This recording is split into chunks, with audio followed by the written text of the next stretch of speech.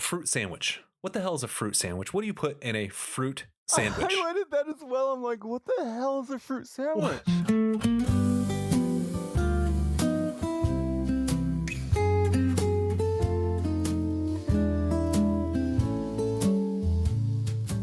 Welcome to Shelf Indulgence, where stories come alive in conversation. I'm Remy, your host and first-time reader, turning the pages alongside each guest as they revisit a book that has left its mark on them. Together, we linger over passages, chase down themes, and wander through the margins of a story worth revisiting. Whether you're turning the pages for the first time with me or revisiting a favorite alongside my guest, I'm glad you've joined us on this journey. Welcome back to Shelf Indulgence. Today we're cracking into the Unraveling, a section of wool that earns its name. Michael and I cover a lot of ground here, and I knew it would be a big one, but even with that, our conversation ended up stretching a bit further than expected. So, this will be the first of 4 episodes exploring this section of the book. Settle in, grab your warm beverage of choice, and let's start unraveling. Man, what a read, huh? Yeah, the section was a lot. It was a lot. So, hello, folks. Welcome back to Shelf Indulgence. We're diving into part 4, The Unraveling. And boy, there's a bit to discuss here. So, we're just going to dive right in. Absolutely. So, was yours, since your chapters are continuing, right? Yes. Yeah, I actually renumbered my chapters, so I know exactly what you're looking at. Okay. All right. That's good. That's good. But so I guess this is kind of moot then, but my first chapter was actually chapter 0, which I guess messes up. Oh, Jesus. Now renumbering. That's ridiculous. So I renumbered them incorrectly. Perfect. Okay. I mean, I did start. too. I did the same thing, and I realized, That's hilarious. Wait a minute, my numbers are totally off. Oh well, but yeah, I thought that was interesting the way he had done it in mine, where it was chapter 0 and then went into chapter 1 with the first Lucas chapter. Was your first chapter Juliet as a kid going to see the play? Yeah. I was gonna say that's not the first thing I've got here. So yeah, so the first chapter is Juliet, which I thought was kind of cool. A little step back to her childhood.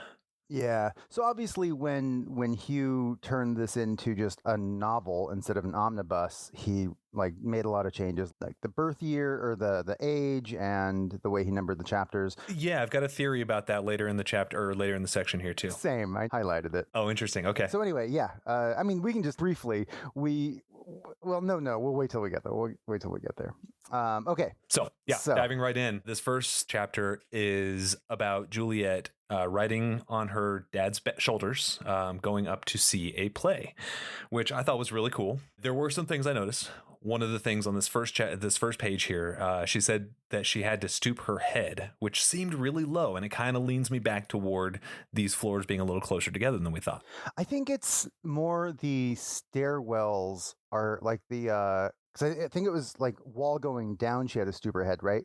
So there was a point when they had talked about, later when we see what Juliet's up to, going around the stairwell twice to the next landing. So I think it's just a matter of I missed that. Okay, so there's a full rotation before. Okay, all right, that makes perfect sense. I'm back on board with them being a couple of rotations before you get down, which makes them really big, right? But I think it just means that the stairwells were close together, a little more shallow. And thinking about on a tall man's back, you've got a kid that's not quite old enough to enjoy a play, but good old enough 8 to feet, maybe if it's a 6 foot dude. About 2 feet of small human.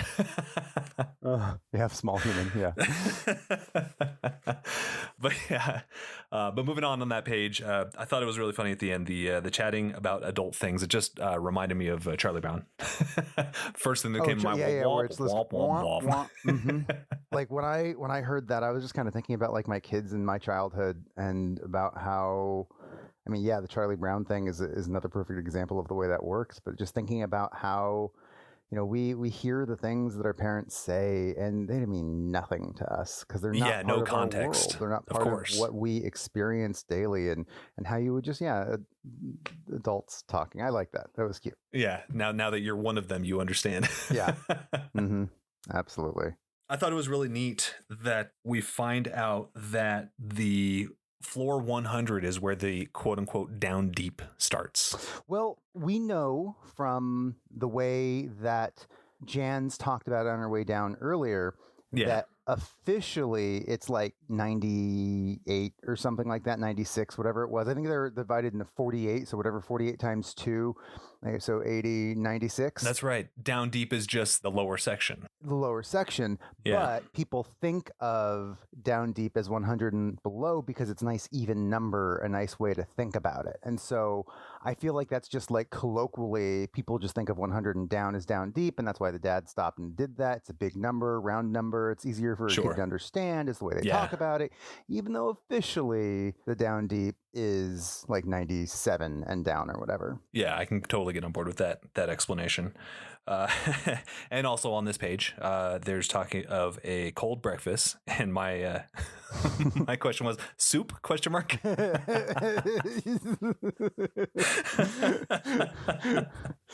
Of course it was. Cold soup. I believe me, dude. There are so many references in here to soup. I underlined and circled every single one of them. And like, I was when we get to Juliet, there are so many moments. Oh my goodness. So so yeah, there's a line on the next page that says the bazaars seemed to go on forever. It wound around out of sight. So when I think our first episode, I was talking about what a silo is, 50, 100 feet wide. I think I well underestimated that. These things are super huge in diameter. I mean, you wouldn't say it like that if it wound around out of sight. That feels large, right? Yes. I kind of agree with you, but kind of not. So let's think a football field, right? That's 100 yards. Oh, so I guess you were saying 150 feet and 100 yards would be like 300 feet, right? Yards seems like a more accurate assumption. I think maybe like 150 feet radius would make a lot of sense. Radius, and okay. So 300 feet. And so like, okay. Yeah, I think it's probably like the width of a football field is the way I kind of imagine it. That is so much larger than I imagined. But that's kind of how I imagined in the first place. Like, you got to have enough room to live. So I just kind of figured it would be like that. But even so, that's not that much. No, it's not. But when I started reading this, I assumed it was a lot thinner than that. I don't know why, but it was just my immediate assumption. Yeah, just the way that it was laid out. I mean, we all have our different ways of imagining things as we're reading, which I've thought a lot about. I know it's not specific to this book, but that's something I think a lot about while reading. Like, we imagine characters and what they look like, what they sound like. Of course. Do you have solidified voices and images of people in your head if you haven't seen any media? Or do you kind of have like an intangible idea of who these people are? I kind of build a visual image in my head when descriptions are given to me, and that locks in pretty hard. So I think that's probably one of the reasons I'm always kind of about films when they cast people completely wrong with characteristics just way off of what they should be. Because I do kind of hold on to that image because it's described for a reason. You should latch onto that image because it's important. Which is going to be interesting for you watching it with Tim Robbins as Bernard, who is... Tim Robbins is like the exact opposite of how Bernard is described in this. And so I keep going back and forth between imagining Bernard the way he's written and him as Tim Robbins.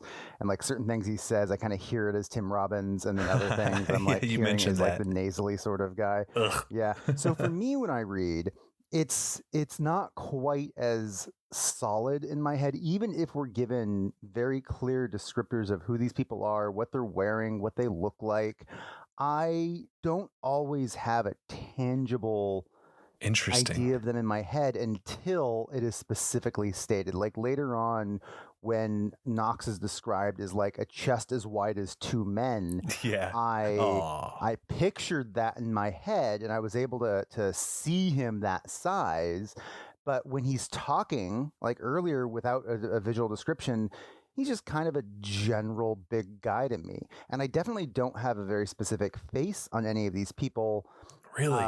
And the voices all kind of are my voice for the most part in my head. And I think that's kind of interesting because I kind of go back and forth. I don't really have that solidified until I've seen media.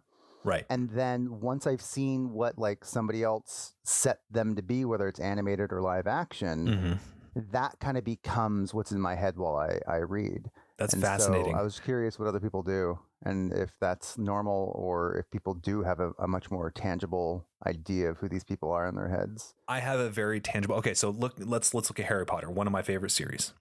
I have a very tangible image of what I saw Harry Potter to look like in my head.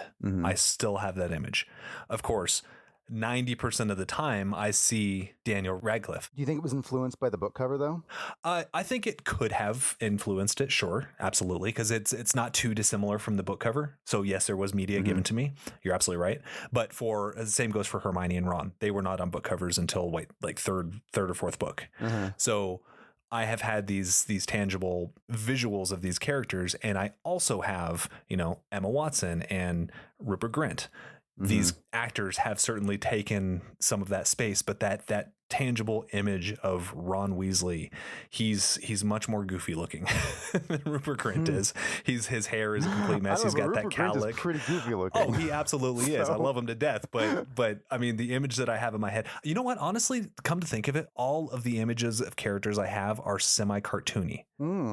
Interesting. They have a little bit of a fluidity and kind of caricature nature surrounding them. Yeah.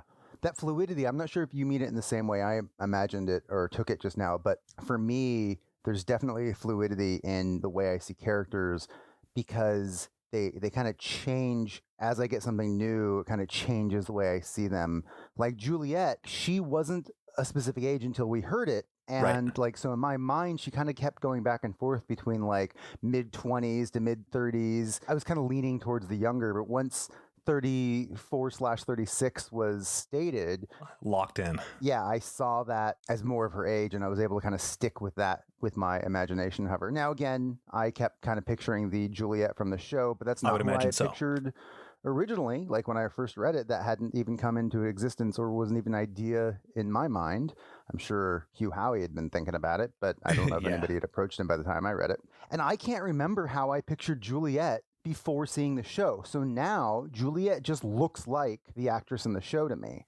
Oh, wow. And I don't really see her as anything else. Oh, that's interesting. Which is also why I think it's interesting that I see Bernard as different. I think it's because he's described so differently, I'd imagine. So different. Yeah, because he's so different than the actor. I kind of keep a different image of him in my head. Yeah, you've got like two columns for him. And it's kind of funny, speaking of Bernard, I haven't even seen the show, but I know Tim Robbins. I've seen Shawshank Redemption. I've seen a number of his movies. Antitrust, I know I mentioned that one. So I have this character already kind of cooked in, knowing now, because when I first read about him, I had a very specific image. And then you told me Tim Robbins. So now I have this dual image of him, having not even seen the show, which is kind of wild. Yeah. So there is a duality to the character. Like, the actor well enough, it doesn't even matter. Yeah. Exactly. So it's it's a weird thing to think about. It's like that color conversation we had in a previous episode. Every person has their own interpretation of everything. So you can tell one person a very simple fact and a different person the exact same fact, and then get two entirely different meanings. I mean, that's that's the world we live in. Yeah, you tell a story to somebody, and one person's going to pick up certain things from it. Exactly. And the other person's going to pick up something else completely different, which again is why I think this is great talking about this book and how we are experiencing things differently reading through what's happening. Right. One of the reasons this show exists in the format that it does, because I wanted to kind of explore that, and it's a ton of fun. And you think about that interpretation, like you've got kids, I've got a kid, and it's fun to hear, like my son is 18 now, and it's fun to hear the random ass memories that he holds on to. Like moments of my life that were nothing. They barely even registered on the Richter scale. And these are these big, impactful moments of his life. Everything is perception. I think about that all the time. Right? How can you not? My kids are going to hold on to.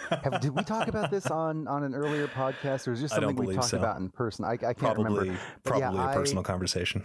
I have those same sorts of thoughts all the time. Like, what are my kids going to hold on to when they're older? Like, is it going to be when I lost my shit and yelled at them? Or is it going to be that I apologized afterwards? Or is that going to be something that doesn't even register because it was managed in the moment, and they're going to remember, that quiet moment on the couch where, we're watching a movie together and I say some random thing that just sticks with them. Like, I have no idea, Yeah, I try to ask them. I try to say what have I said to you that like you think about? And they're like, I don't know. I'm like, okay, all right. Thanks, kid.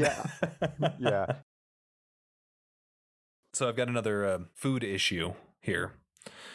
A fruit sandwich. What the hell is a fruit sandwich? What do you put in a fruit sandwich? I highlighted that as well. I'm like, what the hell is a fruit sandwich?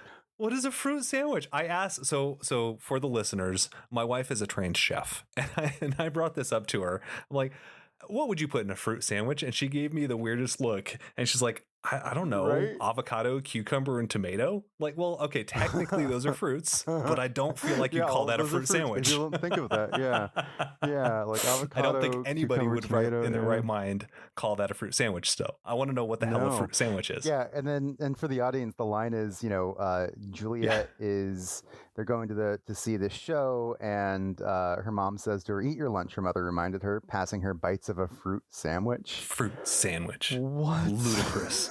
I don't know. Maybe it's just like some strawberries and hey, not that I would call it this, but I've had like Nutella and bananas or Nutella and strawberries. Sure.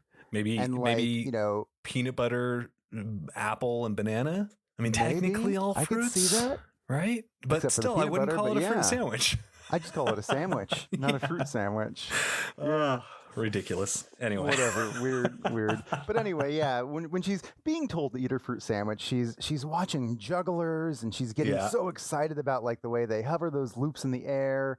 And then, of course, they see the play that we all know as Romeo and Juliet, which has kind of big implications for the rest of this chapter, and something I didn't realize until the end of the section. I should say chapter, but I meant section.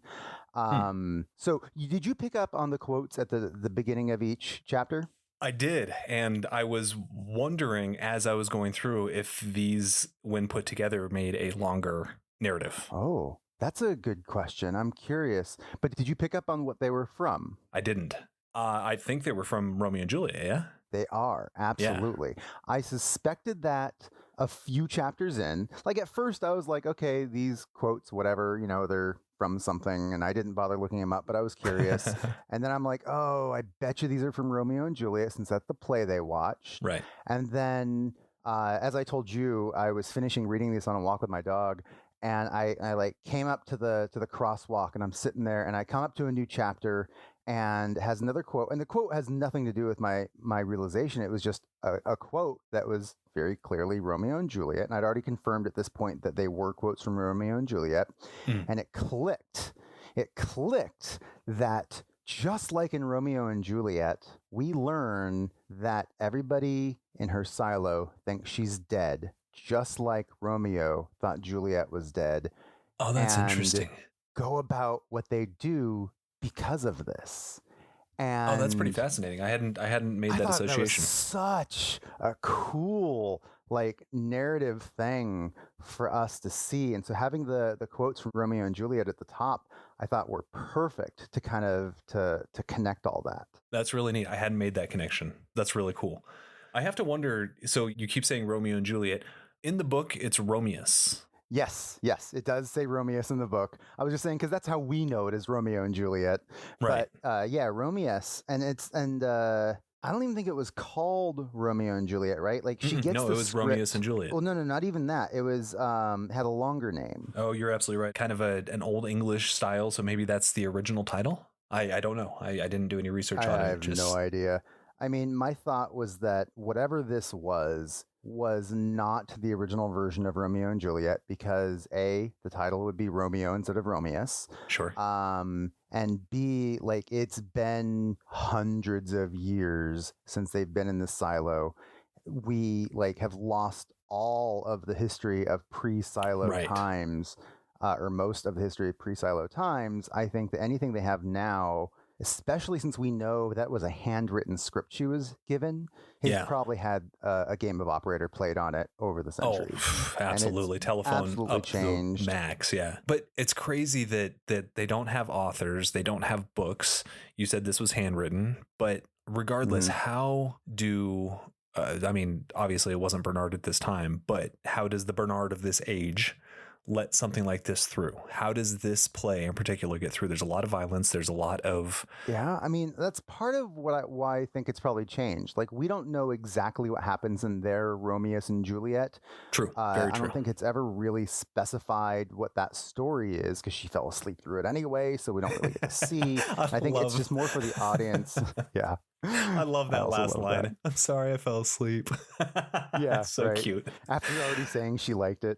Yeah. But I think that it probably would have been manipulated and changed by IT if it was allowed to exist.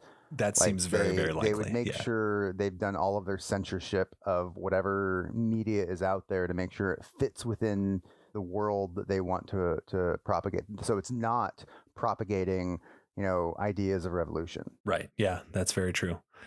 But yeah, the rest of this chapter, she gets to meet the actress that played Juliet, and she dubs her Juliet of the Silo. Oh, but first, before that. Yeah, I know. Isn't that a great title? And I marked that, and I just that is awesome. Like, she should carry that with her. But first, just before that, she's talking about the stage play and her dress flowing in a way overalls never could. That killed me. I love that. Going back to what we were talking about, how everybody wears coveralls, which comes up again throughout the chapter as we keep getting the colors. What color are they? As Knox has visitors, and blue like you, and like we hear yellow, and I think it's really fascinating to know that as you're walking around the silo, where people that belong. caste system, that idea of where you belong in the silo is advertised to everyone around you. There's no hiding it. Yeah. Unless, of course, you wear somebody else's coveralls. Right. And I think it's really a fascinating way of thinking about the structure of the society here, in that it is so specific of you are IT, you are,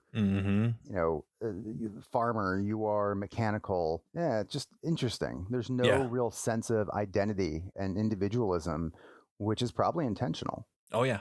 It's just where you belong, which is kind of disgusting. But after she is dubbed Juliet of the Silo, this actress, Juliet, gives her script, which I know Michael mentioned, but I thought that was really neat, really a sweet gesture.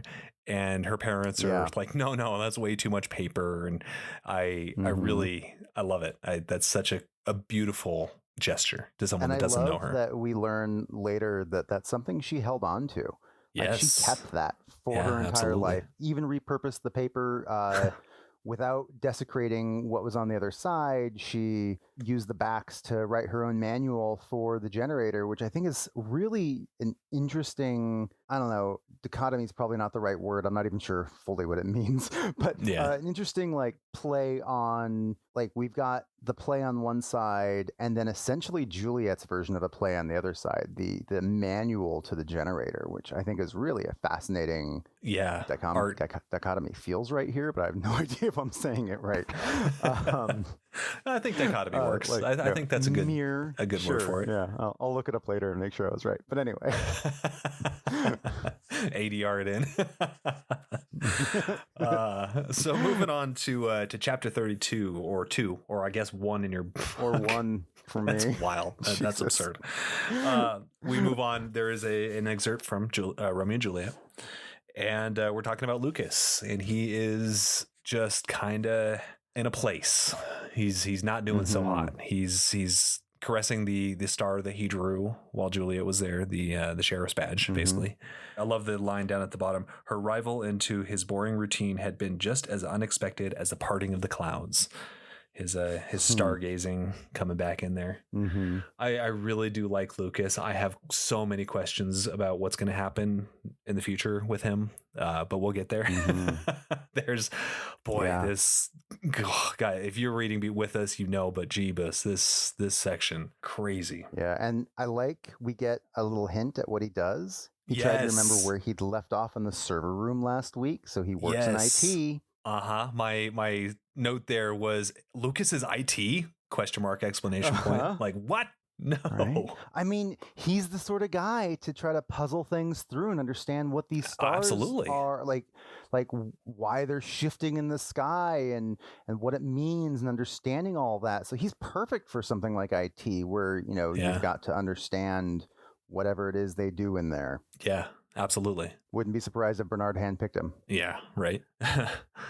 So he's in a really dark place, looking over the edge of 50, thinking that the drop should be enough to kill him. Mm-hmm. Not worth going down to 82, where there are plenty of floors between 100 is where it cuts off, or 110. I didn't write the actual number down. I forget where he said, but clear path down to 99. But yeah, woof. Yeah, like obviously the conversation about him contemplating suicide, I think, is a really impactful, emotional thing, very big. But the other thing I picked up on this was that the stairwells aren't just like a shaft going down the middle. I don't know if it's because the landings are staggered, or if the stairwell is like not necessarily always in the middle. I'm guessing it's more that the landings are staggered. Like, you don't always have the landing from the stairwell to the rest of the silo in the same place. And so sometimes if you were to look down, you'd be jumping to a landing only a couple of floors down, whereas another time you might landing 60 floors down, depending on where you are. I thought that was an interesting hint about the setup. It sounds like the max is between 82 and 99, because that's where people typically commit suicide, apparently, which is very morbid fact to know. Mm-hmm. Then we find out that porters are barefoot, which I think is wild. What? They said that? Yeah. Oh, that's interesting, because later on, when we learn what Juliet's up to during this time, I took a note when she was like sprinting down, slight spoiler, although all of this is spoiler. Yeah, of course. Later on, when we realized she got to the other silo and she's sprinting down the stairs, I'm like, barefoot? Because apparently that's a thing. She stripped off her suit, and so apparently, I just let's stop and talk about that for a moment. We talked about like the way the metal is probably all worn down from years, but it's probably not smooth. Probably not as sharp. Still got some pretty rough edges. And for traction purposes, of course. That's gotta fucking hurt. Right? But then again, I've seen people do trail running in, barefoot over like rocks and roots and stuff. So I was going to say, if this is your job, you'd be calloused. Yeah. Yeah. So it's... I did not pick up on that. They said they were barefoot. That's really fascinating. Yeah, I thought so as well. What a strange little fact. And ow. That was my thought as well. Yeah. Jesus. Like, I'm not a runner, and maybe runners would have a better, idea on this, but I know that they make like those basically barefoot shoes for runners, and a lot of runners like swear by them. Maybe it, like, we evolved in a way that we evolved. Maybe running is better barefoot. I've never tried it. I mean, obviously I've run as somebody who is barefoot, but never like intentionally, and not for a long period of time. Maybe it's just better for you, but I don't know why they'd go barefoot. No idea. Really interesting. Yeah, I thought so as well. But getting back to Lucas, we find out that he got hundreds of signatures, which I thought was insane. We're assuming there's about 1,000 people in this silo, right? So later we get a thousands from that character we're going to meet soon. That's true. So yeah, I think probably I would guess around 2,000, maybe 3,000. It's probably not going to be much more than that, but okay. But regardless, definitely if not you put in the 10,000s. S on the end of 100, you're at least talking about 200. Mm-hmm. So whether it's 1,000 or 2,000, that's still 5 to 10%. That's pretty significant. Right? Yeah. I thought that was a really impressive number. Including Bernard. Wait, what? Which I missed that? You must have, because he got Bernard's signature. He talks about his like best friend Bernard. Yeah, which blew my mind. Yeah, right. And Bernard's like, oh, I don't really have any power. I'm just the intern mayor. It's all up to the judges. But I'll sign it anyway. Right. And so That's right. So like obviously it's bullshit. Like Bernard's just doing it to appease the man. But yeah, it's interesting that he got lots of signatures, including Bernard. And of course Bernard's not gonna do shit. Of course not. Yeah, but guys. So now Lucas runs into, what is his name? Hank? Oh, Deputy Marsh. I don't know where Hank came from. Deputy Marsh, who is bringing up a box of Jules' belongings.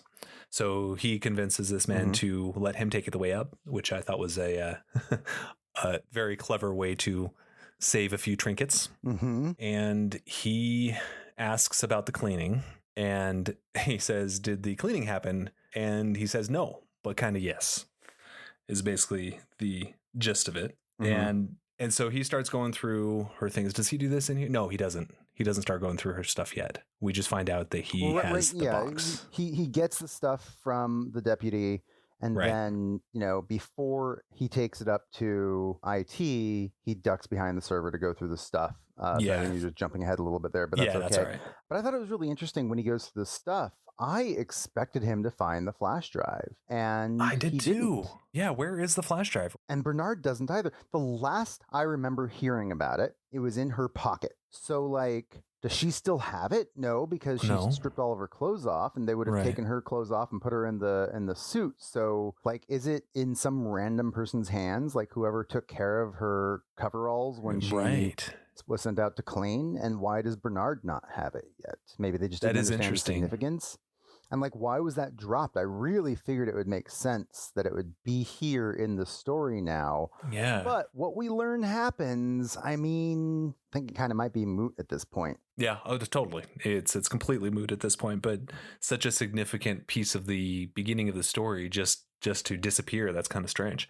I didn't even notice that. I had thought that the flash drive would be here, but I didn't go any further than that when it wasn't. I just kind of went along with the story, but I don't know where it went. Yeah, so that's a good question. I wonder if, since Hugh wrote these as novellas, if there was a significant enough time between when he wrote 3 and 4 that he just kind of forgot to mention it again. Like if maybe he just forgot to bring it up. Or if he intentionally didn't bring it up again because it was no longer relevant to the story. I don't know which. Which it totally isn't. You're absolutely right. But interesting thing to have just flittered off. Because it was so important in the previous section. Yeah, it was both 2 sections. It was very pivotal. I really was expecting Lucas to find it and like learn about what was going on by evaluating its contents. Yeah, I mean, but we find he learns. He certainly finds out what's going on, and then some. Yeah. He took the quick path, but we're getting ahead of ourselves. But we will get there. For now, we're switching to Walker. And I really enjoyed how each of these chapters started out as very person specific, but then they started kind of melding together, telling both sides of the story, which was kind of cool. It bounced back and forth really, really cleanly. Juliet gets an additional character added that we'll talk about. So it becomes a Juliet and this additional characters chapter. You start with the Knox chapter, and then it becomes kind of Knox and McLean chapters. And then McLean, Knox, and Lucas chapters kind of meld together. It's a really fun way to tell the story. I don't think it's been told this way since, and this is a very unique section for this book. Yeah, up until now, it's basically been a single character's perspective up until the end of said section.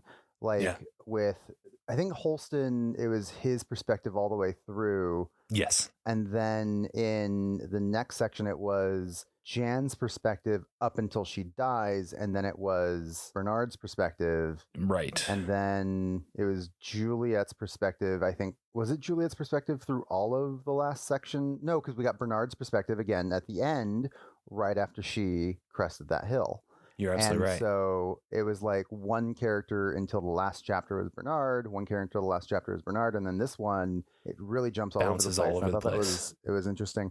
It was, also structured differently in the sense that they had the quotes from Romeo and Juliet, the chapter names, basically, chapter, and they didn't have that in the previous sections. So I wonder if Hugh would have still done it this way if he had written it as a single book, if this section would have had that change, or if it was because he wrote them as separate novellas that they kind of evolved as he wrote them. Yeah, I was kind of curious about the same, because that seems more likely because each section becomes a little bit more expansive. But I guess that's the case in, well, yeah, because you think of a typical book series. You think of the Dark Tower. You think of Harry Potter. You think of any major series that gets more than 3 books. They typically start smaller and then just get meatier and larger and thicker and just so much more dense. So that kind of happened with these sections as well. So these do feel like independent pieces of work that tie together. They feel like different books. So it's fascinating the way that this one was written. And that feeds into like what we were talking about with having to split up these conversations, because this section was a third longer than the previous section. Yeah. And then the next section starts. There's no way we're doing it in one conversation. 38% of the book. So like it is a big chunk of this book. And honestly, I can't even imagine what's going to take up that much space, that like for as quickly as things have happened in such short, like in a short, like small number of pages. Yeah. I can't believe there's a third of the book left. On, right? I'm blown away. Yeah. Over a third of the book. There's 38% of the book left. So yeah, I only know that because my Kindle tells me percentages at the bottom. Cool. And so I know that this section ended at 62% through. So yeah, that's fascinating. But yeah, so you said walk. So getting into the Walker chapter, we learned that we kind of knew that he was the one that arranged for the tape. Oh yeah, the proper tape to be delivered, because we got they're good in supply, not they're in good supply, and they're good in supply. The good in supply is the actual quote. That flipped me for a while. So we find out that he's been working for 62 years, so he's fairly old at this point. And this man has an agoraphobia like I've never heard of. Right. Like he can't even leave his room. He gets his breakfast delivered to him by Shirley. He is very much secluded in his little room. So then he gets the news of Juliet. And I love the way the dialogue goes here. This little porter is a shit. You're right. Demanding chits for information. I mean, good on him, I guess. But, hell yeah. But still. Hell yeah. And there's when he leaves, the note that when he leaves, his feet lighter and his pockets heavier from the tail. I thought that was a cute way to put it. Yeah. Yeah, but he says, she's gone to the city. Bernard witnessed the whole thing, which I thought was curious because wasn't he alone? There was mention of other texts, but no, there was mention that I think there was somebody in the sheriff's office, but regardless, like people would see Bernard coming running down the stairs afterwards. Sure.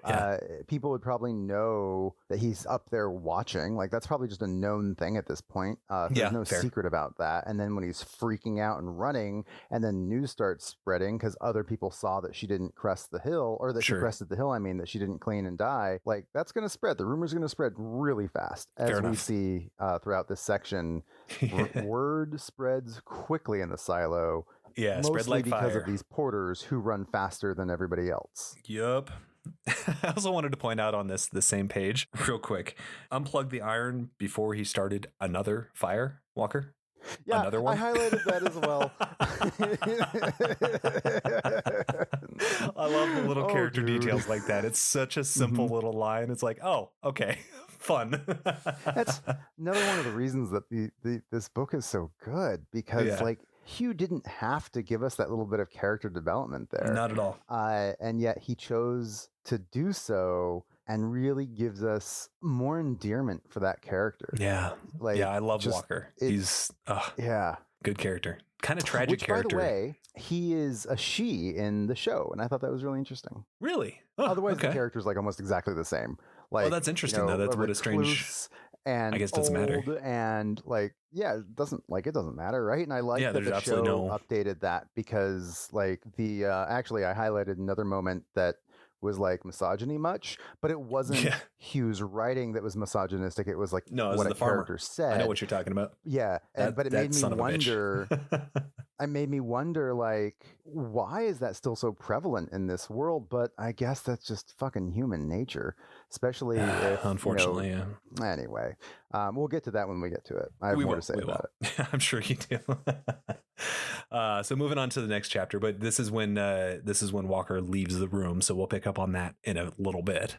But getting back to Juliet, really fascinating chapter. Mm-hmm. It's funny. I was showing Ash my book because, there are pages and chapters that I just underline a thing or two and I circle a thing or two. I'll make a little note here and there. But through this chapter specifically, this section specifically, these pages are just littered with notes and scraps and scratches. And I mean, these things are insane. Which, folks, if you want one of these pages, you can go over to the Patreon, sign up, get the tangent version of this podcast and page from every book. So that's kind of cool. I mean, that's pretty neat. So I think that's interesting that you highlighted the shit out of this chapter. I found it really interesting. I didn't highlight much about these first few chapters. I highlighted one thing in this chapter, and I'm not sure if that's because nothing was new and surprising to me, or maybe if it was because maybe I was just getting sucked in and not thinking about highlighting, which I that's think very true. Definitely happens sometimes. I just get sucked into the reading and don't think about highlighting the things that stand out to me. But yeah, I actually had a really hard time putting it down once I finally started because engaging. So good. Anyway, yeah. So yeah. So this chapter is when she is going outside. We finally get the pickup from the first section of last section. Or the first chapter of last section. We go back in time a little bit here because, this news of her not cleaning is, from what it seems like to me, the next morning. Walk not getting his breakfast, which we learn a little bit later. This is the next morning. And now we're flashing back in this chapter to the night before when Juliet's being sent out to clean. Yeah. Yeah. So she's stepping out. She's thinking about the deadly toxins. It mentions pent-up pressure. That's the theme that keeps coming back. And then she is outside. And I love the line, nothing above her helmeted head but clouds, sky, and the unseen stars. Yeah. Gorgeous. I love that line. Then she's kind of numbly... Somebody who feels more claustrophobia than agoraphobia, that feels good to me. Yes. The idea of that vast expanse feels freeing and exciting. It does. If not a little terrifying. I mean, putting yourself in her shoes, certainly. Her, but for me, being somebody who's I get claustrophobic. I think you said you do as well. A little bit, yeah. I can be in a place that is just too many people, too much, and I get out of here. But when I get outside, and there's no for me. Which is why I love adventuring and exploring and just being outside, especially when I would ride my bike all the time. I just love the sun on my back and the wind in my face. Love being outside, love the openness, love the ability to just go and be anywhere. Yeah, I do love that as well. And I love the way that Hugh introduces the outside, and it kind of lets you look through Juliet's eyes as to what that feels like. It's very well written. It's very well presented. And she's kind of numbly walking, expecting to die. I mean, there's no part of her that doesn't expect that this is the end of her life. And it's fascinating the way he lays it all out. And they're talking about IT's devious program, the 8x2-inch fib. And I thought it was really fascinating. We find out later that there are books and things and pictures. Of course, they know what these things look like. But to her, there's never been a true depiction of a bird. They don't know what photographs look like. She doesn't think it's real when she actually sees one. So to be presented with this 8x2 realistic looking vision, I mean, there's absolutely no wonder people fall for this. It is wild how detached from our current technology they are. They're advanced in a lot of ways, but the simplicity of not having photographs and not understanding that 2 pixels close together intentionally makes a picture. I know that was something we talked about last time, but it's wild. Absolutely. It's a mind fuck, really, is what it is. Just to even begin to wrap your mind around what that world's perception, what those people's perception really is. having never seen this. And you may have said this already, but I love the way it's like literally written. She spun in place and took in the spectacular fabrication. So good. So good. Yeah. It says the grand and gorgeous untruth. Beautifully put. I thought it was fascinating that the program knows what birds look like. I mean, of course it does. We find out later why, but it feeds them things they would never otherwise have seen. Just devious little bastards. Just, it's gross, but it's fantastic to wrap your mind around that. God, I do love this book, man. I'm really, if it's not evident, I'm loving it. I'm into it. I'm also really curious because like I get to see how you are with a book that you haven't read before that you're enjoying. I'm definitely going to be a listener of this podcast moving forward, and I'm really curious how these conversations are going to be different. Yeah, when you waiting for me to get one I don't like. I am not enjoying this, and like when you have shit to say about it. Well, this sucked. Yeah, I'm going to try to be real nice because these are going to be people's favorite books. So, of course, and people that you care about, friends and family that you're going to bring on the show. And I also, slight tangent here, don't know if this is something to keep or for your tangent version, but I would love, by all means, for you to get some sort of recognition in doing this and get notable people on here, people that people know who they are, to read their favorite books with them. Too. I think that would be really fascinating so much fun. To have, like, you know, I don't know, because he's on my mind a lot these days. Completely like James Gunn, like have him read a book with you. Wouldn't that be so fucking cool to get like celebrities or known people? I that mean, would be I love epic. That you're getting people that, you know, the listeners probably don't know, because it doesn't really matter. Like, this is about exploring somebody's favorite book and getting into it and being intimate about that. And like, you get to know the other person, just like with any other random podcast.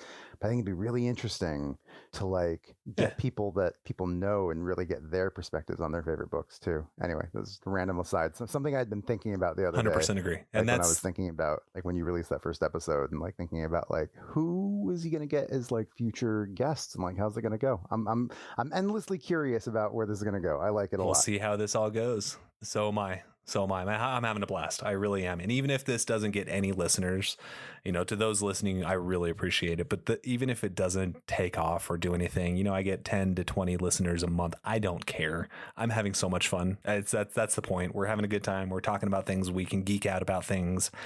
It's just a good reason to read a good book and talk to a friend. Oh man, I love it. The way I'm looking at this is this replaces what used to be the water cooler conversation. Sure, yeah. You know, you used to watch a TV show. Think Game of Thrones when that was huge. You watch Game of Thrones on Sunday night. You go into the office at next morning. That's what people are talking about. That's what people are theorizing about. That's what people are obsessing over. Yeah. So there's all this conversation, and now we're in a place where a lot of people work from home. A lot of shows drop the entire season. So it destroyed that culture. Yeah. And I really, truly miss it. And this is kind of my excuse to have those water cooler conversations again. I love it. When I was reading, I kind of had this thought of, I want to read every book this way. Like, I'm reading knowing that somebody else is doing the same thing I am right now, or maybe not the exact same time, but like somebody else is also reading these pages, and I'm going to go talk with them about it. I've always wanted to join a book club, but I could never read the books in time to be part of the conversation. And that sucks. We set the dates though.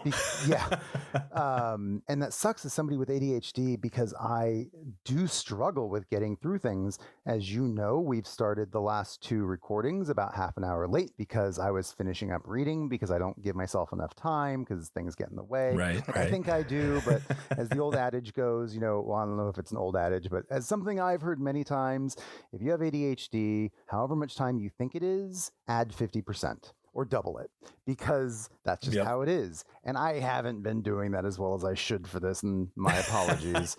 But here we are, we're recording. That's all right. Now. We're here, we're recording. Yeah. So happy to be talking about it. I read this knowing somebody else is going to be reading it, and I'm going to get to talk about it. And it's really exciting, kind of knowing that whether it's for an audience or just for the two of us to talk, that I get to share this with someone.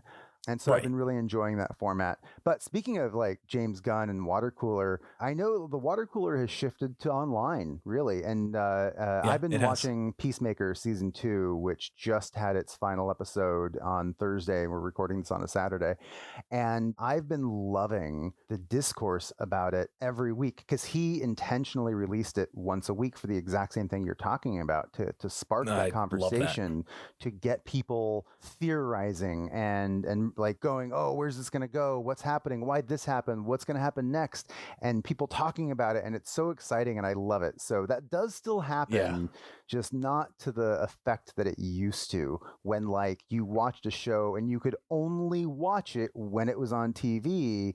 And so you had to watch it then. And so everybody watched it at the same time. Whereas now, like, you know, Peacemaker is streaming. Like you could go watch it whenever you want. You don't have to watch it when everybody else does. Anytime. And I've got a buddy that waits until everything is released to binge it. And it drives me nuts. I'm like, dude, I want to talk to you about it. And by the time he watches it, he'll mention something in the first episode. I'm like, I don't remember that well. Yeah. Like, I want to talk to you about this, but that's not fresh. That was 10 hours of content ago for me.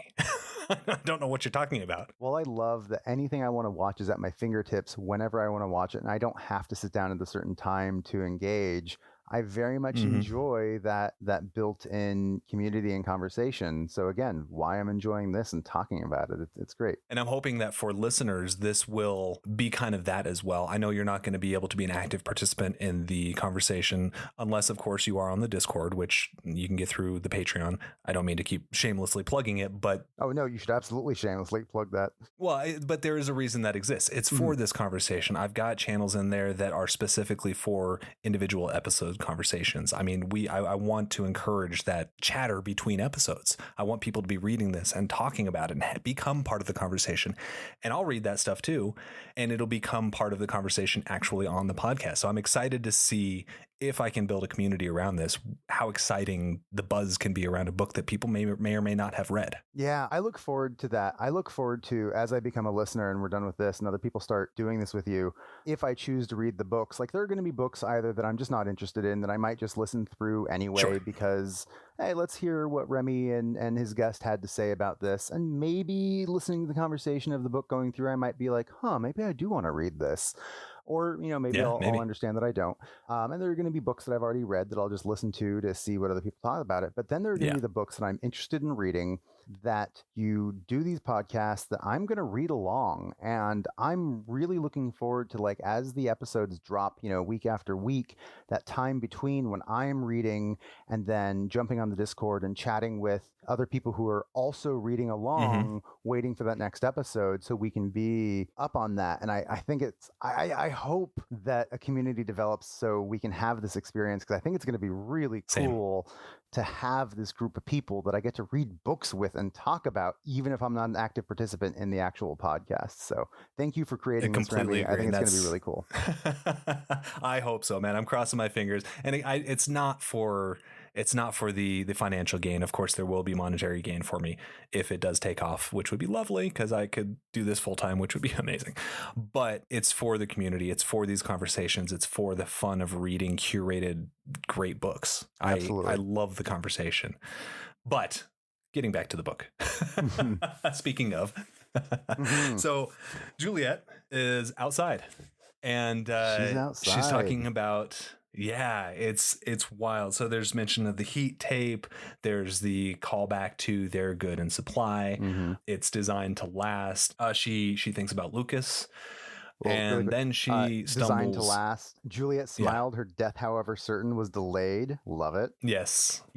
I really appreciate the way that she's still expecting to die, but it's like she's winking like, thanks, Walk. Appreciate you this moment, letting me survive a few more minutes. This moment of her deciding not to clean when she took a long look at the sensors, relaxed her fingers, and dropped the wool pad into the fake grass.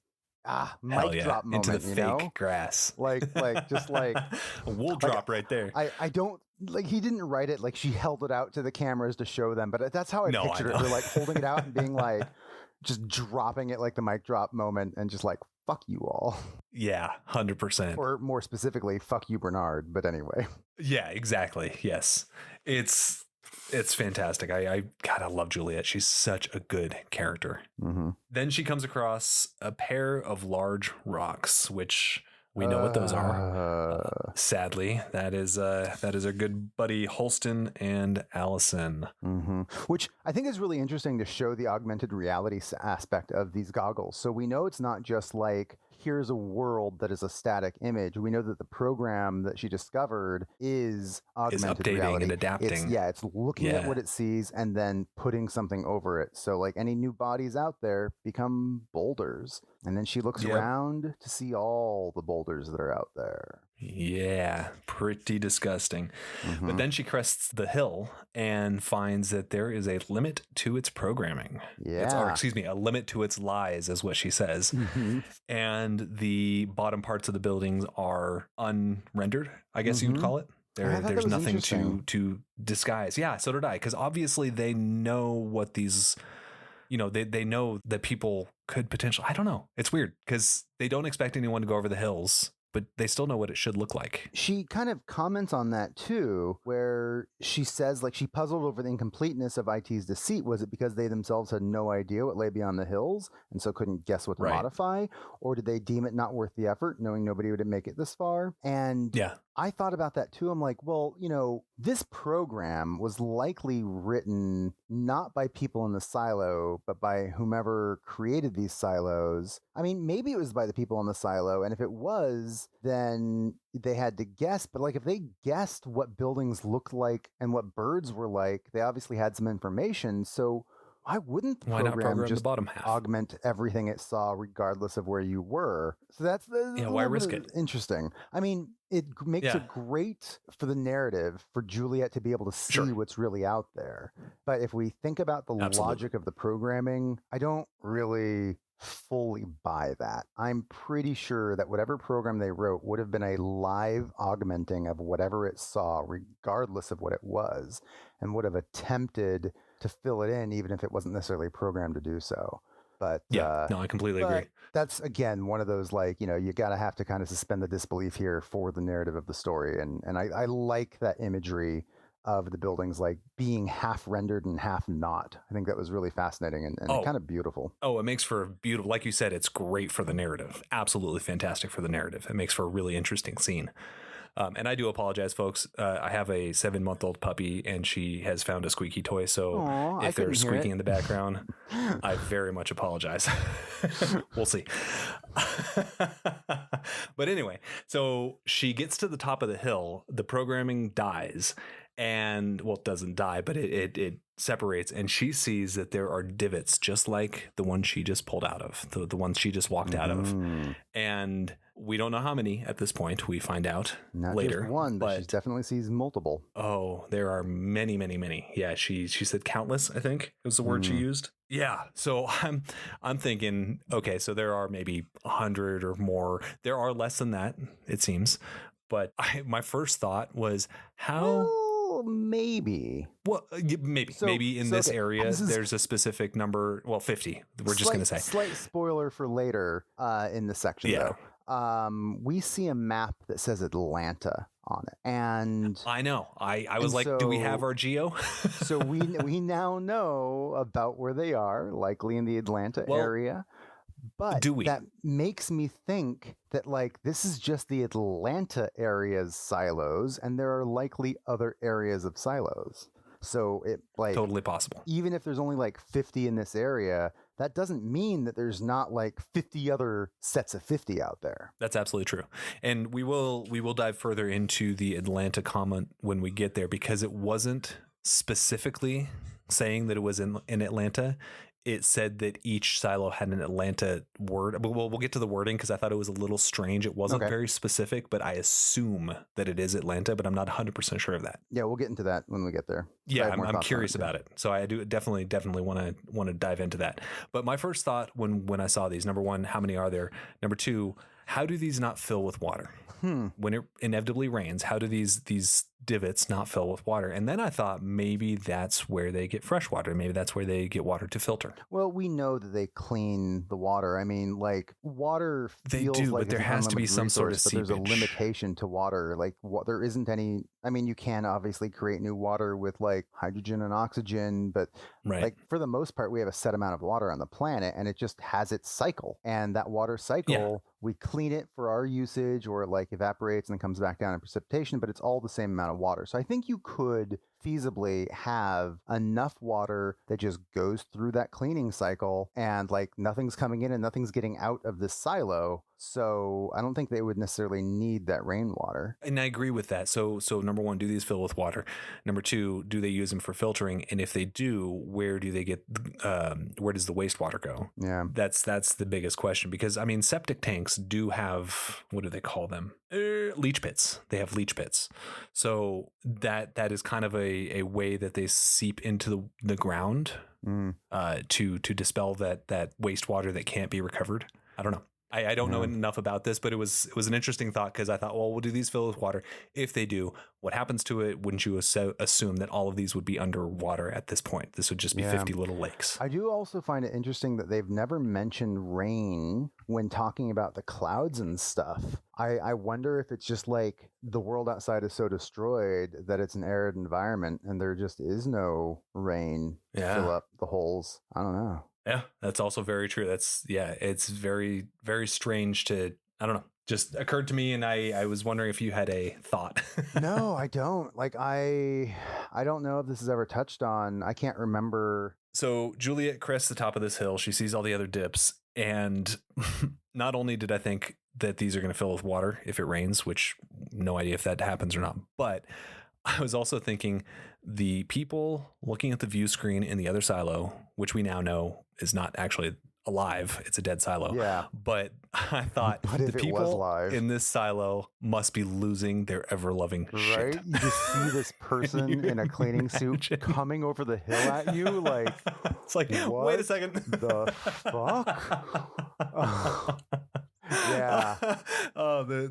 That when I had that thought, I literally laughed out loud. I thought that was the funniest thing, and I was really hoping that would be the case. Oh, she's got the squeaky again. So clearly that's not what happened here. As we find out very soon, as she starts going down the hill, she comments on how she's seeing more boulders. So maybe the augmented reality is turning them into boulders even over the hill, even though it wasn't doing it for the buildings. But then she mentions actually seeing bodies. Yeah, it actually says on the last page of this chapter, it says the landscape here was untouched by the program in her visor. Yeah, she did. And so that's why I was imagining it was just more of a literary thing. She does reference them as boulders. Yeah, she does kick aside some boulders, which may have been bodies before the program. Yes, she kicked aside the larger rocks and controlled her breathing.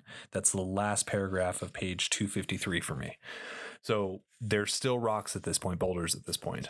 And if they were that large, they shouldn't have been kicked aside so easily. So they were definitely bodies. But then when she crests the hill, she's in the other bowl, and it says the program has no effect on these bodies. So she's actually seeing corpses.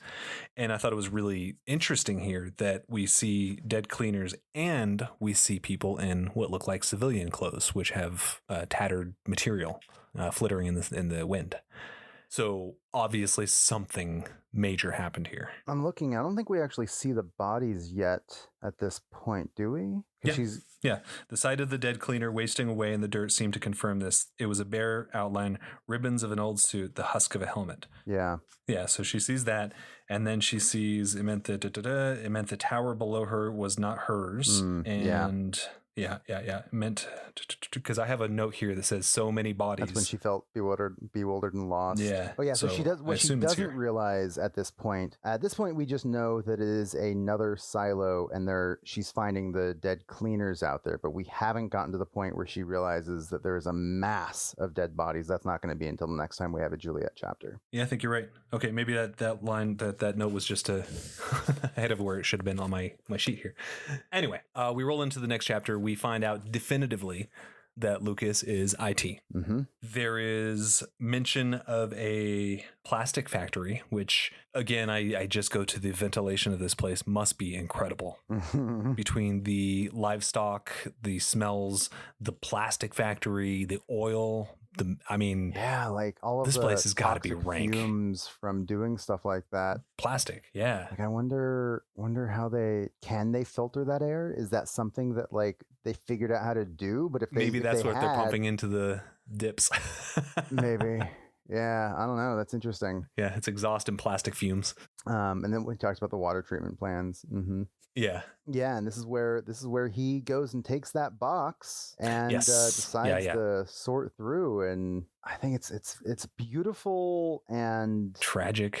Yeah, like just sorting through this person that you didn't know very well, but took such a liking to. In fact, he kind of touches on that a little bit in here, I think, about how like this person that he barely knew, that he had, only told his mom about, or maybe that was earlier, but I thought that was interesting. Like he understands that like maybe he's a little crazy for taking such a liking to her, for barely knowing her, but I think it's cute. I think it's endearing. I completely agree. And the items he takes or he finds, we've got the ornate wooden box, which slides off, and there's a wedding ring, right? Kind of. Yeah, a puzzle box. Yeah, it at least has a sliding lid. Yeah, which I guess it's not really a puzzle box, because like a puzzle box, you have to figure out how to like move this first, and then you can open it. But a sliding lid. Yeah, Bernard just wasn't smart enough to do it right away later. Yeah, right. But he also finds a wedding ring, which I thought was really interesting, because we know that she and George were secret lovers, but was there actually a secret wedding? Oh, I hadn't thought about that. Like that wedding ring, I just assumed was like her mom's. It could be, and that it doesn't specify. So I was curious, because it's a woman's wedding ring, so it was either hers that she wore in secret, which adorable and kind of a waste if you're only wearing it in your little apartment, or maybe all of Mechanic knew, because Mechanical is family. But interesting. I don't know who it belongs to, and I'd be really curious to find out. It's probably her mom. But it's probably like a memento of her dead mom, and that's what she holds on to remember her. Yeah, that makes the most sense, because having a wedding ring, again, just for a single little apartment or something like that would be kind of silly, especially for a mechanic. Actually, speaking of, most mechanics and people that work with their hands, construction, things of that nature, don't wear rings because they can get caught and get your finger cut off, or hand stuck somewhere where it shouldn't be, yada yada, et cetera, et cetera. So you're probably right. It's probably her mom's, but an interesting find nonetheless. And of course, he finds her watch, which is he's blown away when he sees that it's working, and immediately says, "Wow, this is illegal." I mean, not in so many words, but why would I'm having such a hard time wrapping my mind around why that would be illegal. So I talked about this on one of the previous episodes about how these artifacts are illegal, and I was realizing later, I'm like, maybe I misremembered that. Maybe it wasn't mentioned in the book, because I don't remember if they get in more detail in the next section. This might be the only time we really get an idea that they're illegal, but I was remembering in the show they make a bigger deal of it. But regardless of if it was from the show or in this, my thoughts on it are that it's from the before times, and anything of the before times is taboo. Talking about like what it was like up top or anything like that is those taboos that you're not supposed to talk about, which they definitely discuss a lot in the book. And so I think that just like any connection to those before times is illicit, in the sense that it could lead you to saying you want to go out, or could lead to those thoughts and those curiosities. And so kind of banishing them and making them not sanctioned is another way they try to control things. Yeah. Wild thought. Just the thought of having a watch, because it's working, be illegal. If it's not, then it's not working, or then it's not illegal. Oh yeah. It's just such a strange fine line. And I'd love to talk to Hugh Howey about why he chose some of these things. Like that is a strange decision for me. What you're saying makes sense, but it's such a leap. Yeah. It feels like a stretch, but at the same time, we see a lot of rules that are kind of akin to this. So it totally fits in the world, and it makes perfect sense what you're saying. It's hard to wrap my modern mind around that. Mm-hmm. Well, I mean, later on, when Sims, a character that we're going to meet soon, like when Bernard is going through these things later and can't open the box, and then eventually, Lucas opens it and shows them that just chits inside. Because at the end of this, he takes the stuff out and puts chits in to make it seem like it was supposed to be for something. You see Sims like, oh, that's an antique, and like excited about this antique, and Bernard's like, yeah, fine, keep it, whatever. Right. And so like that excitement about having an That's antique. when Bernard flips on him so bad. The idea of having an antique being this exciting thing, I think, is kind of where that idea of the taboo, because it gets you thinking, it makes you curious. Like, imagine finding something that you've never seen before that doesn't exist in your world, and making you go, oh, what was this used for? How did they use it up top? And that curiosity is going to lead to, I want to go outside. And trying to quell that curiosity. Okay. All right. I can get on board with that explanation. That makes a lot of sense. And speaking of Sims, I know we're not there quite yet, but what he's talking about is the ornate wooden box or the puzzle box or whatever it actually is. But I thought my note on that was, is it an artifact because it's wooden? I mean, think of the number of wooden items. There's no trees that would be in that silo. Yeah. Like all their paper is pulp paper, as we discovered. Exactly. So yeah, where would wood so the come only from? wood that would be in had to be from the before times. Yeah, has to. So wood has to be. Or it was constructed out of apple trees or tomato. No, tomatoes have stalks. There could be some lemon lime. I don't know. There are some trees that bear fruit that might be usable. Yeah. But like, it's that's still very limited. Even if like you could take an apple tree and turn it into wood, it's going to be small pieces. Granted, this box is small, so I guess that is feasible. But we know it's an antique. We know it's not from that. And in general, they probably just don't have much wood. Like, it just wouldn't be a thing. Yeah, that I would imagine so. Yeah, that's exactly what I'm thinking. That's probably why it's why he gravitates toward it so quickly. Yeah, absolutely. So that was a really interesting little tidbit, and it got my mind thinking about, well, the amount of wood in there would just be insanely sparse. If not rotted. I mean, granted, wood can last for a really long time, but like, some could be like rotted out by then too. Sure, absolutely. Yeah, if it's not maintained, I mean, longevity of wood is not guaranteed, is what we're saying. Yeah. Although I don't know that they'd have termites down there, but anyway, moving on. We would hope not. Yeah. They do have let's flies. Hope that those are one of the animals that go away. Yeah, I know, right? When she mentioned I thought that was actually kind of fascinating. Yeah, I thought about that too. I'm like, how would flies get down there? But also, wasn't it you I was having a conversation with, like, where the fuck do fruit flies come from? Like, you have a banana and there's no fruit flies, and you leave it long enough and suddenly there's fruit flies. Like, where the fuck did they come from? So maybe, like, the flies in the silo were the same sort of thing. Like, they tried their damnedest to keep things like that out of there, but they just somehow made their way in. Well, it's like rats. There are rats mentioned a number of times, like they intentionally brought rats in here. I doubt they would have intentionally brought they rats, didn't. But they're there nonetheless. Yeah, and I'm kind of curious if rats made it into every single silo. Like, I'm sure there were measures of prevention to make sure that rats didn't make it into the silos, and some of them failed. Yeah. This happens to be one of them. But it seems like there'd be a concerted effort to make that not the case, right? Yeah. So I do wonder. I do wonder. How did that happen?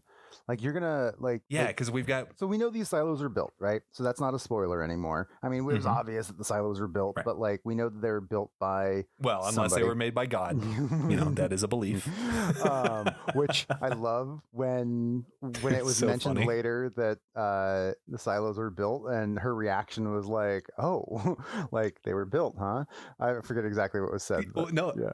They're two different reactions. We got Jules, who says, so God built two, and then there's Lucas, who says, quote unquote, built as ... like, okay, so that's all bullshit. Yeah.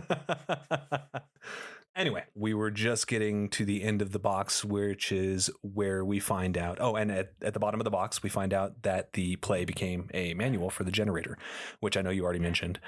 So Jules had taken the play that was given to her by the actress Juliet and hand wrote the manual for the generator. And that is just such a Jules thing to do. Yeah. Yeah. Like, I can't imagine her taking a more iconic thing and turning it into such a, what's the word? Pragmatic. Mm-hmm.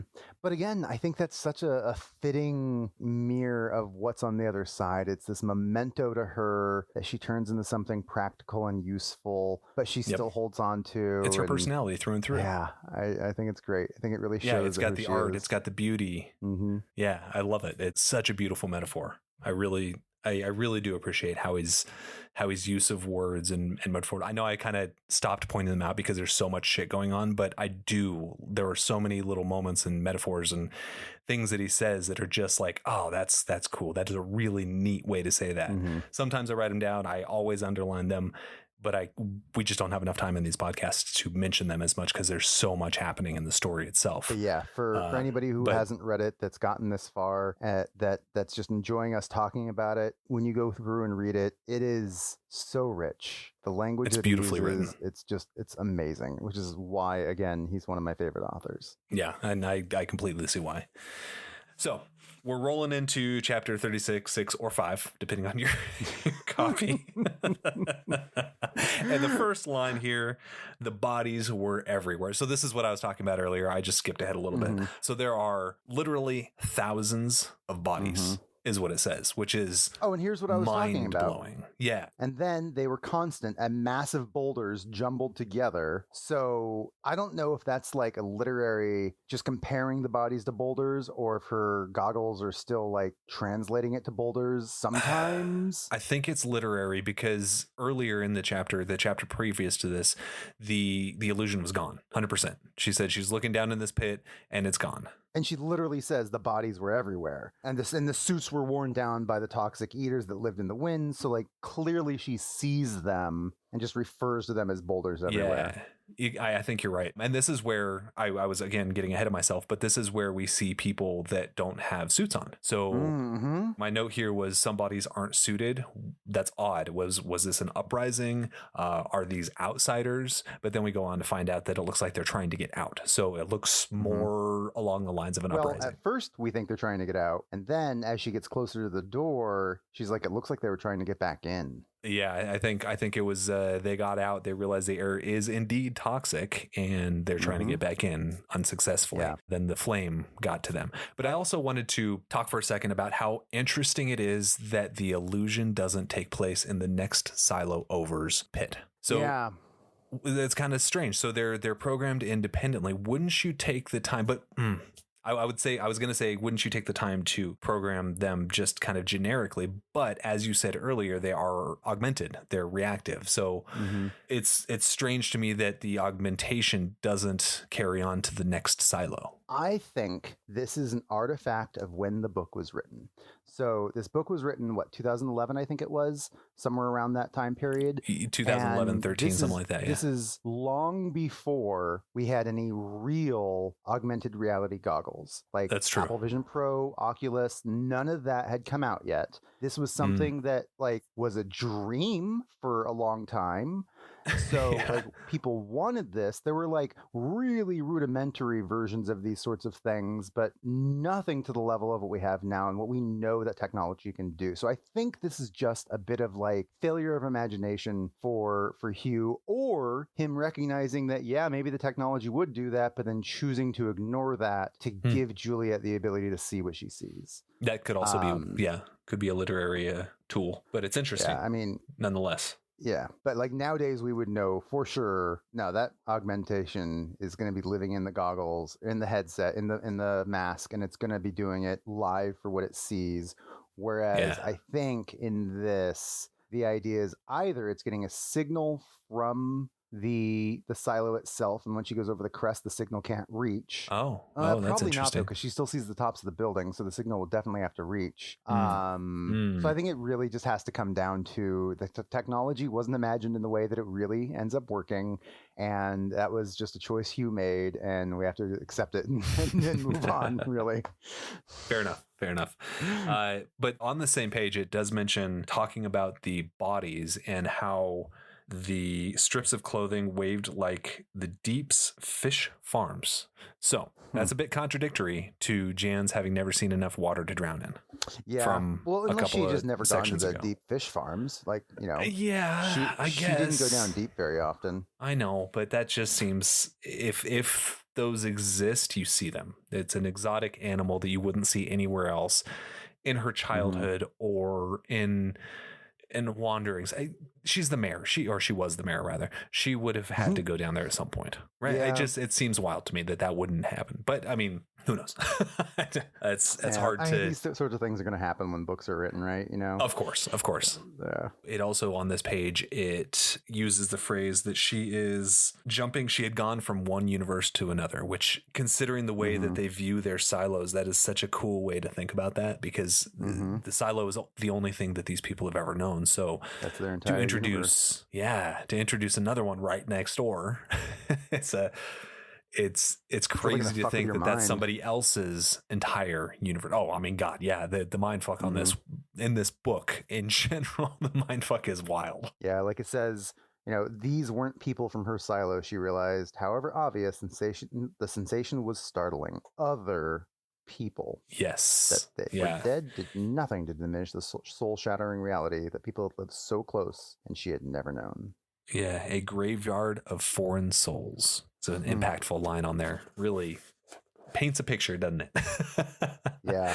But then she realizes that they look like they're trying to get back in. And there's a line here on this page that says, curiosity drove her forward, which is Jules to the T. I mean, that's Jules in a nutshell.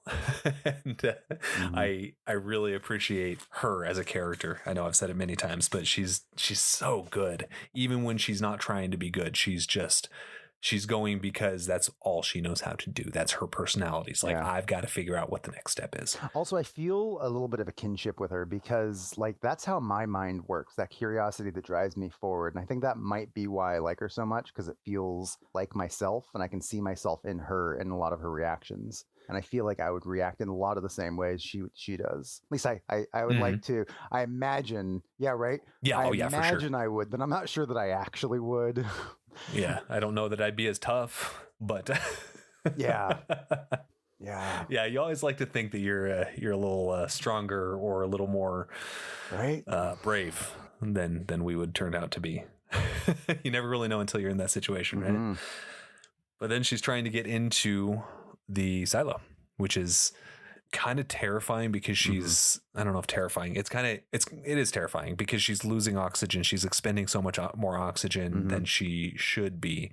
The fact that she didn't clean bought her a little bit more wiggle room, I would imagine. And that goes back to your issue with Bernard reacting as early as he did, because he should have known. But at the same time, her going over the hill is bad for him no matter what. So the reaction is good, but the line in which he was expecting her to go down as early as he was, you're absolutely correct on that. I think that I was actually just thinking about this with the comment about the water. I have a feeling that if Hugh had written this as one book, a lot of these discrepancies would have been edited out. He would have changed earlier language or whatever. But since he released them as novellas, it was like, that's already out in the world. And then he wrote this new thing, and it's like, it's hard to go back. And then he's got to try to fit, but maybe it's not what he wanted. So he makes a choice to just have it anyway. Like the fish farms, he might not have thought about them when he wrote the line from Jan's, but he's like, no, I really like the idea of there being fish farms. So I'm just going to say it anyway. Which was 2 novellas to him ago, or 2 novellas ago to him. So I get it. It just, the little inconsistencies, I don't care at all that they exist, but they're fun to point out. Oh yeah. It's like finding a fun little editing mistake in a movie. I love it. It's like my favorite thing to do. I don't remember if I said it to you about this or somebody else about Peacemaker, but this is a 5-star book to me. Maybe I was talking about a movie or something like that. This is a 5-star book to me. And so I'm going to pick apart the little details because I care so much. Yes. Not because I feel that they diminish the quality of the book or the quality of the story. I completely agree. It's just little things that don't lower the star rating at all in my head. But it'd be nice if each of these things was a little bit more thought out, but also with all the thought that went into this, Yes. it's like I can let it go. It's really hard to be that that upset about it, and it's fun to find things like typos, and it's fun to find things like the 34 and 36. Like, who would have thunk right that was going to be a thing? It's just, I love it. It's so much fun to just dive in and rip apart your favorite things. I hope you're keeping in the 34-36 conversation as odd and like awkward absolutely. as it was. 100%. Because we talk about it and reference it so much, so it's got to be in the podcast. It absolutely is. That's not in the tangent edition. Good. That's in the core podcast. That has to be. Good. But so she pushes her way in. She realizes that it's just a stuck nut, the wheel to open the door. She gets leverage. She almost... I got really quick. Yeah. The way she's able to open that up is because she breaks a piece of pipe off, and there's a description about how she's moving the pipe back and forth. We all know, like, when you bend metal back and forth, it gets really hot at that friction point, and that's what allows you to break it. And they comment on how she feels the heat. And my thought was, there's no fucking way she'd feel the heat through her suit. There's no way. See, that's one of those things. Like, nah. And then once she's inside and she tries to go into the freezer that she's not sure if it's working or not, she's like, I don't know if I just simply can't feel it because of my suit because it's cold. It's like, well, either you'd know you can feel it because you felt the heat and know that it's not on, or I don't know. It was just that took me out of it slightly, like we were talking about the little things. Yeah. Like, come on, if she can feel the heat, then she should know that she can feel heat or cold, but also she shouldn't have been able to anyway, but whatever. But okay, so let's assume for a second that she did feel the heat, right? Which kind of takes you out. I completely agree with that. It is a little absurd to think that she'd feel heat through the suit that's designed not to allow that. But number one, we don't know that those are really made for temperature regulation. We don't know what the temperature outside is. They're not space suits. And number two, her brain is oxygen deprived. She's not thinking straight. So had she felt the heat going into the freezer, she might not have remembered feeling the heat with all the things happening, all the things going through her brain. So there's a little bit of lenience there. That's not a lot, but I can see a world in which that can be explained. It's also possible that the heat she felt was simply like the blood pumping through her fingers as she's bending this metal back and forth. That is true. That's a lot of work. So if she's under, actually, you know what? That's actually a really good point. If she's in this suit that's not allowing heat transfer, she's heating herself up as well, doing a lot of work. So there may be some heat that she's feeling from both sides as well. So, all right, I can buy it. Yeah, we can bend the rules just enough to squeeze through the door as she does. Huh? You like that? Yes. Yeah, I do. That was good. So she tries to get through. She's using the pipe for leverage, and she sees it as a quote unquote stuck nut, which she has been referred to as being like the champion of getting stuck nuts undone many times in this book.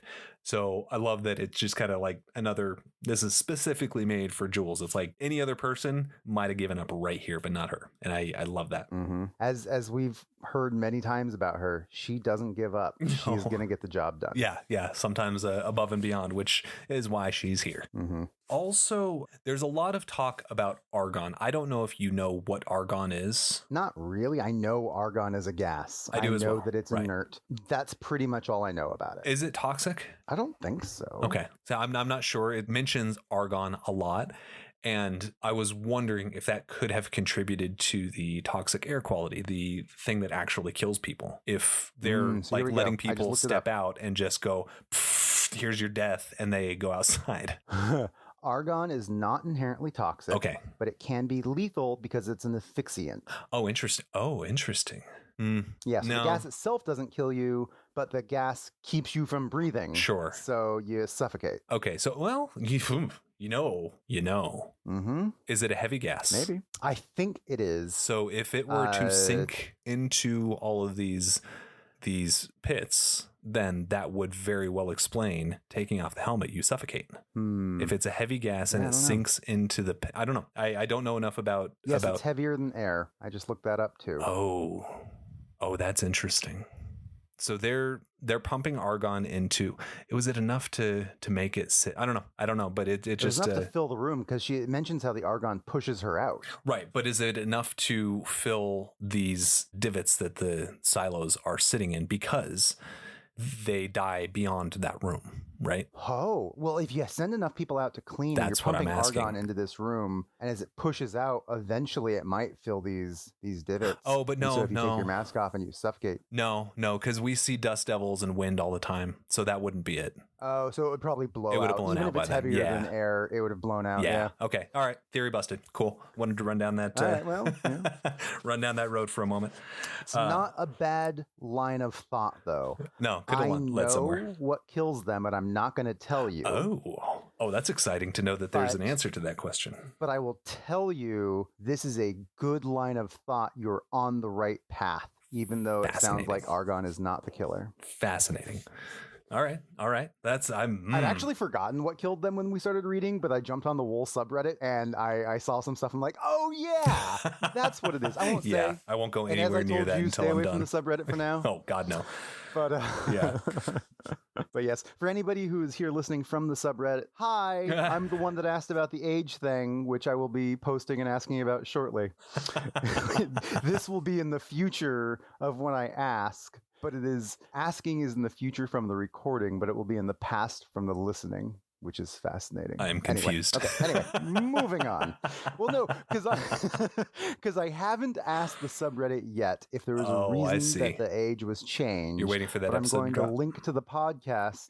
I don't know. Maybe not. Yeah, okay. But All right. I'm going to, even if I do it like tonight, I'm going to ask about it. I will link to the podcast so people can come listen. But when they get to this episode, me posting that and asking will definitely have been in the past, because this isn't going to come out for at least So it's in your 5 weeks future or something like that. by very little, in their past by quite a lot, probably.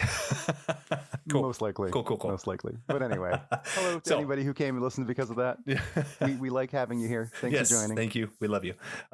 So Jules finally gets the door to open, and she, in doing so, my note was, you have you ever tried to change a tire on a car? You have to put a lot of weight on the nut. Yes. It's always a little scary, because when that does break, you don't know when it's going to happen, and you don't know which direction you're going to fly. So yeah, and you don't know, like, did the crowbar or whatever the hell it's called, the loosening bar, is it crowbar? Anyway, you don't know if that wrench popped off or if it loosened. Yeah. And so that's exactly what happened here. She falls to the ground thinking that like the thing must have broke, and then she gets up and realized, nope, it's intact. Yeah. I just actually opened the door. And she landed painfully on her elbow, because my note there was ... and that's why. Because I've done that, and I've hurt myself a number of times doing that. But I'm a klutz. Oh, yeah. I figured she'd be a little bit better, but nope, she's human, and I love it. All right, and she is in at the very end of that chapter. So, not all the way in. The wheel has budged, so we know that she can, in fact, at least open the door. Beyond that, we'll get to it. Yeah. Because now we're going back to Walker. So before we go into the next chapter, there was just this line. I mean, it's a little earlier from what we're talking about. It was, I think, as she was trying to get into the room that had the stuck nut we were just talking about. But I just really enjoyed the writing on this. And it was just that, perhaps she was already dead, and these were the ghosts awaiting her. Maybe she had burned alive in the airlock of her own silo, and these were her mad dreams, her escape from the pain, and now she would haunt this place forever. Like we were talking earlier about the language and the way he writes so beautifully. That was just something that stood out to me that I wanted to point out. I just fucking love the imagery of that, and the idea that like she's going through a lot getting in here right now, and that imagination of like haunting this place. Oh, just gorgeous. Anyway, yeah, okay, it really is. moving on. So she's in. But to expand on that, there's a moment where she looks through the window and expects to see Billings sitting at his desk, and it's really, you're absolutely right. It's really well done. Actually, ooh, that was fun. I just got a little chills. It's really well written. Anything that can give you chills, musically, artistically, writing, poetry. I love anything that can evoke that sort of reaction, completely unexpected. It's beautifully done. All right, folks, we're going to call it here for now. Reminder, this is just the first stretch of conversation on the Unraveling, and trust me, it only gets wilder from here. We will see you in part 2. Thank you so much for spending your time with us between the covers of today's story. If you'd like to help keep Shelf Indulgence alive and growing, you'll find our Patreon link in the description. Your support helps write the next chapter. A rating or review wherever you listen also helps other readers discover us and means more to me than you know. Most of all, thank you so much for being a part of this journey. I truly hope you'll keep turning the pages with us. Book by book, story by story. We'll see you next time.